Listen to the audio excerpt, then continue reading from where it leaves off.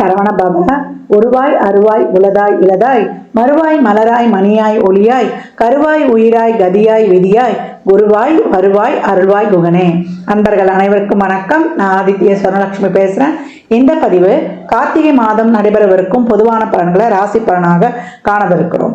வளராக திருச்செந்தூர் வீட்டிற்கும் முருகப்பெருமானின் பொற்பாத கமலங்களையும் என் அன்னை வாராகியின் பாதங்களை பணிந்தும் 12 ராசிக்கும் இந்த மாதம் என்ன மாதிரியான சிறப்பான நிகழ்வுகள் நடக்கவிருக்குது என்பதை 12 பதிவுகளாக துல்லியமான பலன்களாக காணப்படுறோம். கார்த்திகை மாதனால ரொம்ப விசேஷமான மாதம். இறை வழிபாட்டிற்கு, சுப நிகழ்ச்சிகளுக்கு கார்த்திகை மாதம் செய்யக்கூடிய திருமணங்கள் மிக சிறப்பாக இருக்கும்.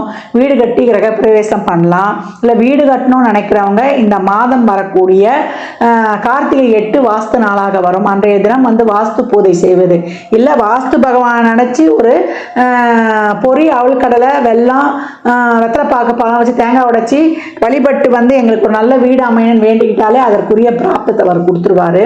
இந்த கார்த்திகை மாதத்தில் என்ன கோஷம் நம்ம காதில் கேட்கும்?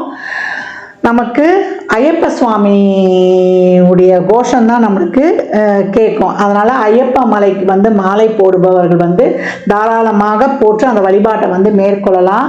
ஏன்னா நம்மளுடைய ஐயப்ப வழிபாடு நம்முடைய சனீஸ்வரனுடைய பகவானுடைய தாக்கத்தை குறைத்து நமக்கு நன்மையை ஏற்படும்.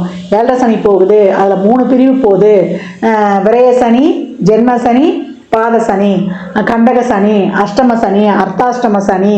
எந்த சனீஸ்வர பகவானுடைய காலங்கள்லையும் இல்லை சனி தோஷம் இருக்குது, சனி சிறப்பாக இல்லை, சனீஸ்வர பகவான் எனக்கு சிறப்பாக செயல்படும் அப்படின்னாலும் நம்ம ஐயப்பனை வழிபடும் பொழுது ரொம்ப அருமையான பலன்களை பெற்றுக்கொள்ளலாம். அதை தாண்டி இந்த மாதம் திருக்கார்த்திகை தீபம், அண்ணாமலையானுக்கு அரோகரா. அது மாதிரி அந்த அண்ணாமலையானுடைய திருக்கார்த்திகை தீப வழிபாடை எப்படி எல்லாருமே நம்ம திருவண்ணாமலைக்கு போயிட முடியுமா? போக முடியாது. ஆனால் போக முடியாதவங்க எப்படி எளிமையாக வழிபட்டு கொள்ளலாம் என்பதை பதிவின் இறுதியில் சொல்லியிருக்கேன். அதனால் பதிவினை முழுமையாக கேளுங்க.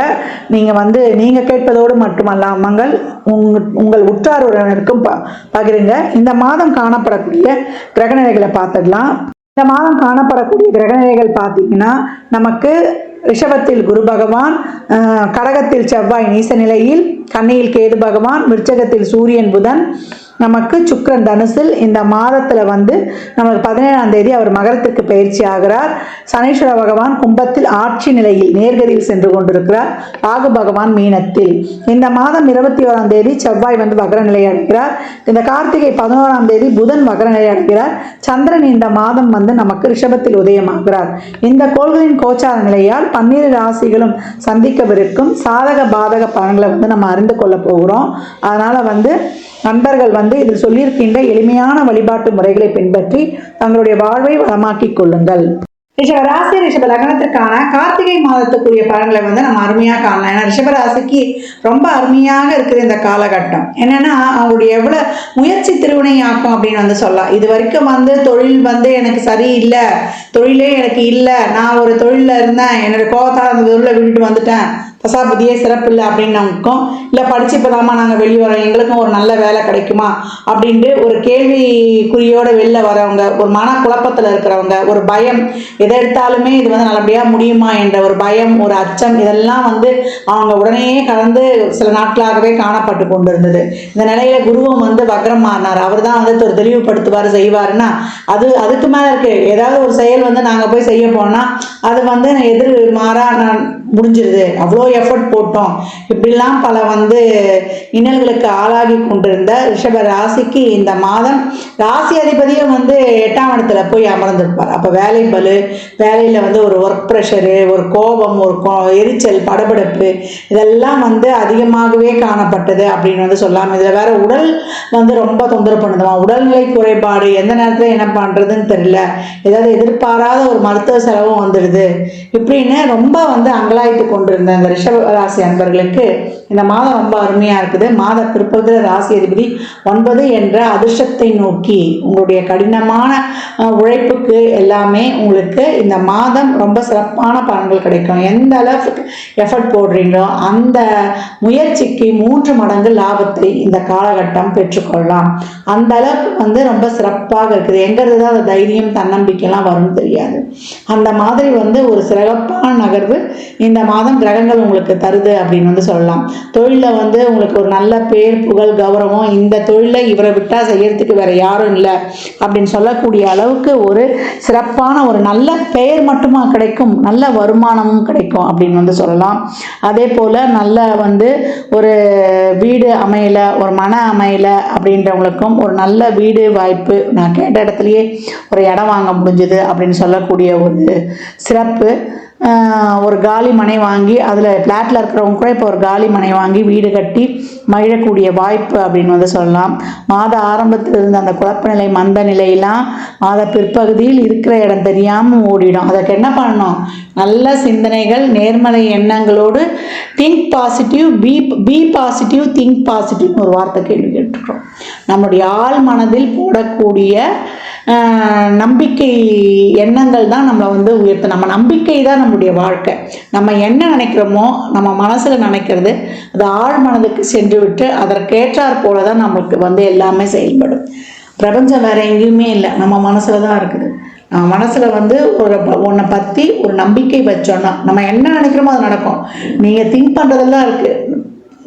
பாசிட்டிவாக நினச்சா பாசிட்டிவாக நடக்கும், இல்லை அதற்கு எதிர்மாறாக நினச்சா எதிர்மாறாக நடக்கும். இப்போ என்ன பண்ணணும்? நீங்கள் உங்கள் சிந்தனை, செயல், நோக்கம் இதெல்லாம் சிறப்பாக இருக்கணும். எந்த ஒரு அச்சமும் பய உணர்வோ இல்லாமல் உங்கள் கொள்கைகளையும் உங்கள் வாழ்க்கையின் லட்சியத்தை நோக்கி நீங்கள் சிறப்பாக வீறு நடை போடலாம். மாத பிற்பகுதின்னு சொல்லியாச்சு. திருமண வாழ்க்கை ரொம்ப அருமையாகவே இருக்கும். ஒரு சிலருக்குலாம் 2வது திருமணம்லாம் முயற்சி பண்ணுவீங்க, அதுவும் கிடைக்கும். காதல் நல்லா சிறப்பாக இருக்கும். காதல் ஒருபடி மேலே போய் திருமணத்தில் முடியும். அதற்கான சுப பேச்சுவார்த்தைகள் உங்களுக்கு நடந்து ஏறும் அப்படின்னு சொல்லலாம். குடும்பத்தில் பெரியவர்களுடைய அந்த ஒரு சம்மதம் அந்த காலகட்டம் கிடைக்கப்பெறும்னு சொல்லலாம். மாணவர்களுக்கு நல்ல எதிர்காலம், படிக்க மட்டும்தான் அவங்க வேலை. இந்த +1 +2 10th பசங்களுக்கெல்லாம் நல்ல மதிப்பெண்கள். நீங்கள் நல்லா ஒரு முதல் மதிப்பெண் மாநில அளவிலேயே ஸ்டேட் ஃபஸ்ட்டு வரக்கூடிய அளவுக்கு ரொம்ப சிறப்பாக இருக்குது. இப்போ ஒரு காம்படிட்டிவ் எக்ஸாம்லாம் எழுதுறீங்களா, அதுலேயும் உங்களுக்கு ஒரு நல்ல ரிசல்ட்டு. உங்களை உங்கள் திறமைகளையும் நீங்கள் யாருன்னு நிரூபிக்கக்கூடிய காலகட்டம் அப்படின்னு சொல்லியாச்சு. யூக வணிகங்களில் சிறிய முதலீடு போட்டால் கூட இந்த காலகட்டம் உங்களுக்கு சிறப்பான பலன்களை தரும். அதே போல் திருமணம் தடைப்பட்டு கொண்டிருக்கிறவங்களுக்குலாம் இந்த மாதம் சுபமுகூர்த்த தேதியே குறிக்கப்படும். இப்போ உங்களுக்கு மனசுக்கு ஏற்ற மாதிரியே வரன்கள் அமையும் அப்படின்னு சொல்லியாச்சு. இவ்வளோ நாள் கொக்கு மாதிரி காத்திருந்தேன், சின்ன மீனெல்லாம் விட்டேன், பெரிய மீனாக பிடிக்க போகிறன்றவங்களுக்குலாம் நீங்கள் மனதுக்கு ஏற்ற மாதிரியே உங்களுக்கு ஜாதகமும் பொருந்தி அந்த ஃபேமிலி பேக்ரவுண்டும் பொருந்தி லேட்டாக கிடைச்சாலும் லேட்டஸ்ட்டாக கிடைச்சதுன்னு சொல்லி மனமகக்கூடிய அளவுக்கு ரொம்ப சிறப்பாகவே இருக்கும். இந்த காலகட்டம் உங்களுடைய உடல் ஆரோக்கியத்தில் தான் நீங்கள் கொஞ்சம் கவனம் எடுத்துக்கணும். தசாபதிலாம் சிறப்பாக இல்லைன்னா உடல் ஆரோக்கியத்தில் கொஞ்சம் கவனம் தேவை. இரவு நேர பயணங்களில் கூடுதல் கவனம் தேவை. 3வது நபர் தலையீடு உங்கள் குடும்பத்தில் இருக்கக்கூடாது. அதே போல் கோபத்தை குறைத்து கொள்ளணும். நம்ம பேசும்போது நம்முடைய வார்த்தைகளில் கொஞ்சம் கவனம் இருக்கணும். ஒரு வார்த்தை வெல்லும், ஒரு வார்த்தை கொல்லும். அதில் மட்டும் கொஞ்சம் கவனமாக இருந்துட்டிங்கன்னா போதும். மற்றபடி அனைத்து விஷயங்களிலும் உங்களுக்கான ஒரு சுபமான நிகழ்வுகளும் சுகமான பலன்களுமே இந்த காலகட்டம் கிடைக்கும். குடும்பம் மகிழ்ச்சியாக இருக்கும், ஒற்றுமையாக இருக்கும். நல்லா சுப நிகழ்வுகளை கலந்து கொள்வீங்க. பெண்மணிகளுக்கு ஆடை ஆபரண அத்தியாவசிய பொருள் சேர்க்கை ரொம்ப அருமையாகவே இருக்கும். சமூகத்தில் உங்களுக்குன்னு ஒரு பேர் புகழ் மரியாதை, அது தொழில் செய்கிற இடமாக இருக்கட்டும், இல்லை குடும்பத்திலே ஆகட்டும், இல்லை நமக்கு ஒரு சொசைட்டியில் ஆகட்டும், ஒரு நல்ல ஒரு சிறப்பான நிகழ்வுகள் நடக்கும். அரசியல் துறையில் இருப்பவர்களுக்கு இது நல்லா சிறப்பாக கோலூன்றக்கூடிய காலம். 2025 உங்களுக்கான சிறப்பான ஆண்டு அப்படின்னு சொல்லலாம். அதற்கான ஆயத்த பணிகளை இப்பொழுதிருந்தே மேற்கொள்ளுங்க. உங்களுடைய முயற்சிகளை சிறப்பாக போடுங்க. இதுவரைக்கும் இருந்த தொழிலில் இருந்த தடைகள் அனைத்தும் நீங்கி அனைத்து இதுலையுமே ஒரு மணி ஃப்ளோவே இல்லை அப்படின்றவங்களுக்கெல்லாம் இந்த மாதம் சிறப்பான ஒரு தன வருவாய், பொருள் வருவாய் எல்லாம் இருக்கும். இந்த ஒரு இதுக்கு முன்னாடி இருந்த அந்த ஒரு சுணக்கங்கள்லாம் போயிடும். நம்ம நல்லா செஞ்சு அது தப்பாக போயிடுச்சு, இப்போ எடுக்கிற முடிவு நல்லா இருக்குமா அப்படின்ற அந்த யோசனைகள்லாம், அந்த ஒரு குழப்ப நிலை, பயந்த தன்மை இதெல்லாம் நீங்கி ஒரு தைரியமாக துணிஞ்சு களமிறங்கக்கூடிய மாதம் இந்த மாதம். அதனால் உங்களுடைய உழைப்பு பன்மடங்காக இருக்கட்டும். உங்களுக்கு அதிர்ஷ்டம் அதைவிட 1000 மடங்கு கூடும்னா கிடையாது. குழந்தை பாக்கியத்திலிருந்து, குழந்தைகள் நலன் சார்ந்த விஷயத்திலிருந்து, உங்கள் பிள்ளையால் உங்களுக்கும் உங்களால் உங்கள் பிள்ளைக்கும் சிறப்பு பெறக்கூடிய காலம். அவங்க நலன் சார்ந்த விஷயங்கள், அவங்க தொழில், அவங்க படிப்பு, அவங்க வேலை வாய்ப்பு இதெல்லாம் ரொம்ப சிறப்பாக இருக்கிறது. நான் ஏற்கனவே சொன்ன மாதிரி தான் வெளிநாட்டு கல்வி, அதே போல் மேற்படிப்புக்கு போகிறவங்க, அதே போல் ஆராய்ச்சி கல்வி படிக்கணுன்றவங்களுக்கெல்லாம் நல்ல ஒரு சிறப்பான வழிவகைகள் கிடைக்கும்னு சொல்லலாம். ரிஷபத்தை பொறுத்த வரைக்கும் நன்மைகள் அதிகம் நடைபெறும் மாதம் அப்படின்னு சொல்லலாம். சிறப்பாக செயல்பட்டு பல மடங்காக உங்களுடைய வெற்றியை உரித்தாக்கி கொள்ளுங்கள். இந்த பலன்கள்லாம் கோள்களின் கோச்சார நகர் வைத்து சொல்லப்பட்டிருக்கு. உங்கள் சுய ஜாதகத்தில் இப்போ என்ன தசாபதி நடக்குது, அது எதற்காக உங்களுக்கு பாசிட்டிவாக வேலை செய்ய போகுது, அது திருமணம், குழந்தை பாக்கியத்திற்கா இல்லை பொருளாதார முன்னேற்றத்திற்கா என்பதெல்லாம் உங்கள் சுய ஜாதகத்தை ஆய்வு செய்வதன் மூலம் மட்டும்தான் நம்ம தெளிவாக தெரிந்து கொள்ள முடியும். ரிஷபம் இந்த மாதம் உங்களுக்கான மாதம் அப்படின்னு சொல்லலாம். உங்களுக்கு என் மனமார்ந்த வாழ்த்துக்களை தெரிவித்துக் கொள்கிறேன். இந்த மாதம் நீங்கள் வெள்ளிக்கிழமை தோறும் மகாலட்சுமி வழிபாடு செய்யும் பொழுது உங்களுக்கு நடக்கவிருக்கும் பலன்கள் ரெட்டிப்பு மடங்காகும். முழு நெல்லிக்கனியை நெல்லிக்காவை வாங்கி நீங்கள் கோயிலில் தானமாக கொடுக்கும்பொழுது 9 கனி 5 கனியாக வாங்கி சாமி பாதத்தில் வச்சுட்டு வந்துடுங்க. உங்களுக்கு அபரிமிதமான செல்வ செழிப்பு கண்கூடாக பார்க்கலாம். அதே போல் ஃபஸ்ட்டு உங்கள் பர்ஸு வேலெட்டை சுத்தம் பண்ணிவிடுங்க. உங்கள் பர்ஸில் இருக்கக்கூடிய தேவையில்லாத சுண்டு சீட்டு இது எல்லாத்தையுமே எடுத்து போட்டுருங்க. அதில் பச்சை கற்பூரம், ஏலக்காய் போட்டு நல்லா கமகமகமான வாசனையோடு வச்சுருங்க. அதே போல் எப்பவும் இது வரைக்கும் என் வாழ்நாளில் கிடைத்த பணத்திற்கு நன்றி, இனிமேல் நான் பெறப்போகும் அபரிமிதமான பணத்துக்கு நன்றி அப்படின்னு சொல்லிட்டு நீங்கள் இந்த நன்றி உணர்வை உங்களுடைய பணத்திற்கு தெரிவிக்க உங்களுக்கு அபரிமிதமான பண வருவாய் கொண்டே இருக்கும். எடுத்துக்கோங்க, ஒரு 10 rupees எடுத்துக்கோங்க, இல்லை ஒரு 50 rupees எடுத்துக்கோங்க. அதை ஒரு ஒயிட் பேப்பரில் எழுதி, ஒரு பச்சை கலர் இங்கில் எழுதி அந்த நோட்டை ஒட்டி வச்சு அதை பர்ஸில் வைங்க. பர்ஸில் பைசா வைக்கும்போது அப்படியே அடுக்கடுக்காக அப்படியே வைக்கணும், அப்படியே நீட்டாக வைக்கணும். மடிச்சு கிடிச்சு சில்லறைகளில் போட்டுலாம் வைக்கக்கூடாது. அந்த பர்ஸை எடுத்தாலே அப்படியே அதை பார்க்கும்போதே அந்த பர்ஸு நமக்கு பணத்தை ஈர்க்கணும். கோயிலில் வாங்கக்கூடிய விபூதி, குங்குமம் அதை கொட்டாமல் அப்படியே வச்சுக்க வேண்டியது உங்களுக்கு மிக சிறப்பான பணத்தை ஈர்த்து கொண்டு வர்றது தானே. இதுவெல்லாம் ஒரு தாந்திரிக் மெத்தட்ஸ். இதை நம்பிக்கையோடு செய்யுங்க. வெள்ளிக்கிழமையில் குரு ஓரையிலையோ இல்லை ஒரு சுக்கிர ஓரையிலையோ செய்யும்பொழுது உங்களுக்கு அபரிமிதமான பலன்கள் அட்டகாசமாய் சேரும். பௌர்ணமி நாட்களில் செய்யலாம், வியாழக்கிழமையில் செய்யலாம். சரி, புரியுதா? அது குபேரனுக்கே உரிய நாட்கள். இப்படிலாம் செய்து உங்களுக்கு சிறப்பான பலன்கள். கோயிலில் தீபம் ஏற்றுவதற்கு நெய் வாங்கி கொடுக்கலாம்.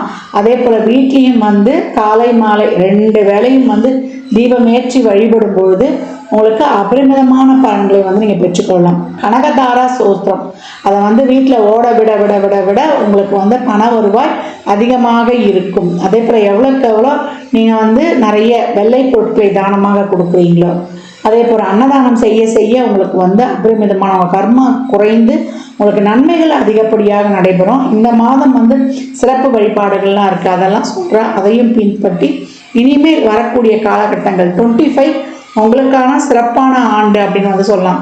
அதனால் இப்பயே பி ரெடி ரிஷபராசி அன்பர்கள் அப்படின்னு சொல்லியிருக்கேன். அனைத்து வித நற்பலன்களையும் இன்னும் நீங்கள் அதிகமாக பெறுவதற்கு இன்னும் என்னுடைய மனநிறைந்த வாழ்த்துக்கள். இந்த பலன்கள்லாம் கோள்களின் கோச்சார நகர் வைத்து சொல்லப்பட்டிருக்கு. உங்கள் சுய ஜாதகத்தில் இந்த கிரகங்கள் எப்படி உங்களுக்கு பாசிட்டிவாக செயல்பட போகுது, அது திருமணம், குழந்தை பாக்கியத்திற்கா இல்லை பொருளாதார முன்னேற்றத்திற்கா என்பதெல்லாம் உங்கள் சுய ஜாதகத்தை ஆய்வு செய்வதன் மூலம் மட்டுமே நாம் தெளிவாக அறிந்து கொள்ள முடியும்.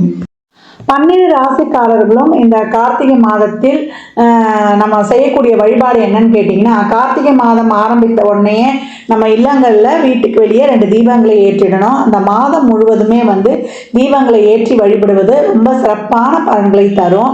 ஏன்னா அதனால தான் கார்த்திகை மாதத்துக்கு விளக்கிடும் மாதன்ற தனி சிறப்பு இருக்குது. இந்த கார்த்திகை மாதத்தில் வரக்கூடிய திருவண்ணாமலை தீபம் தான் நம்ம வந்து எல்லோரும் 3 நாட்கள் வந்து இல்லங்களில் வந்து விளக்கேற்றி வழிபடுவோம். அதற்கு முன்னாள் நாள் வரக்கூடியது பரணி தீபம். பரணி தீபம் வந்து 12/12/2024 வியாழக்கிழமை அன்று பரணி தீப வழிபாடு செய்யலாம். அந்த பரணி தீபம் அன்று சிவபெருமானை நோக்கி நம்ம வழிபடும் பொழுது நம்மளுடைய சந்ததியினர், நம்முடைய முன்னோர்களும் சரி, இனிமேல் வரக்கூடிய நம்முடைய சந்ததியினர்கள் அனைவரும் யமலோகத்திலேயோ அல்லது நம்ம யம வாதனையிலிருந்தோ விடுபடலாம். அதுதான் வந்து நம்மளுக்கு யம தர்ம ராஜாவே நம்மளுக்கு இந்த வழிபாடை செய்ய சொல்லியிருக்காரு. நம்ம இறந்த பிறகு மேல் லோகத்தில் போய் கஷ்டப்படாமல் இருக்கிறதுக்கும், பூலோகத்தில் இறக்கிறதுக்கு முன்னாடி யமவாதனையிலிருந்து விடுபடுறதுக்கும் அந்த பரணி நட்சத்திரம் வரும் அன்னைக்கு மாலை 6 மணிக்கு மேலே வாசலில் எப்போ ஏற்றுற மாதிரி 2 தீபம் ஏற்றிட்டு வீட்டுக்குள்ள 5 நெய் தீபங்களை ஏற்றணும். இந்த 5 நெய் தீபங்களை ஏற்றி சிவபெருமானுக்கு வழிபடும் பொழுது நம்ம அவருடைய சிவபுராணம் சொல்கிறது, இல்லை வந்து நம்ம சிவனுக்கு பிடித்த மந்திரங்களை சொல்கிறது, ஓம் நமச்சிவாயா சொல்கிறது, அவருக்குரிய எளிமையான பாடல்களை வந்து படிக்கும் பொழுது அவரை வந்து வெத்தலைப்பாக்கு பழம் ஒரு பால் காய்ச்சி வச்சு நம்ம வழிபடும் பொழுது நம்மளுக்கு சிவபெருமான் வந்து நம்மளுக்கு அளவில்லாத ஆட்சி தராரு. ஒரு சிலர் வந்து 2 நாளும் விரதம் இருப்பாங்க. இயலாதவர்கள் வந்து நம்ம பரணி நட்சத்திரம் அன்று காலை மதியம்லாம் உணவு எடுத்துக்கலாம். நைட்டு மட்டும் நம்ம வந்து உணவு எடுத்துக்கொள்ளக்கூடாது. ஒரு எளிமையான உணவு எடுத்துக்கலாம். மறுநாள் வந்து கார்த்திகை தீபம் அன்று நம்ம விரதம் இருந்து மாலையில் தீபம் எடுத்த உடனே விரதத்தை வந்து விட்டுடலாம். இந்த மாதிரி வந்து நம்ம வழிபாடு செய்யும் பொழுது இந்த பரணி தீபத்தை வந்து, ஏன்னா இந்த 5 தீபம் என்ன வந்து விசேஷம் கேட்டிங்கன்னா, பஞ்சபூதங்கள் வந்து சரியாக இயங்கணும். வெளியில் இருக்கக்கூடிய பஞ்சபூதங்கள் நிலம், நீர், நெருப்பு, காற்று, மழை அளவாக பொழியணும், காற்று அளவாக வீசணும், நம்மளுக்கு சூரியனுடைய வெப்பம் வந்து நம்மளுக்கு அளவாக வந்து நம்மளுக்கு கொடுக்கணும். இந்த மாதிரி வெளியில் இருக்கிற பஞ்சபூதமும் சரியாக இயங்கணும். அதே பஞ்சபூதம் நம்ம உடலுக்குள்ளேயே இருக்குது. அண்டத்தில் இருப்பது தான் நம்ம பிண்டத்திலே இருக்குதுன்னு திருமூலரும் சொல்லியிருக்கிறார். அப்போ நம்ம உடலுக்குள்ள இருக்கிற பஞ்சபூதங்களும் சரியாக இயங்கும் போது தான் நம்ம உடலானது ஒரு சீராக இயங்கும் இருக்குது. அதனால் இந்த பரணி தீபம் அன்று அனைவரும் வந்து சிவபெருமானை வணங்கும் பொழுது நம்முடைய முன்னோர்கள் இது வரைக்கும் மேல்லோகம் செல்லனாலும் அவங்களும் வந்து செல்லுவாங்க. இல்லை இருக்கிற காலத்தில் எல்லாரும் வந்து கடைசி காலத்தில் ரொம்ப கஷ்டப்படுறாங்க, ஒரு உடம்பு சுகம் இல்லாமல் அப்படின்றவங்க, அவங்களும் அதிலிருந்து வந்து விடுதலை பெறுவதற்கு இது ரொம்ப சிறப்பாக இருக்கும்.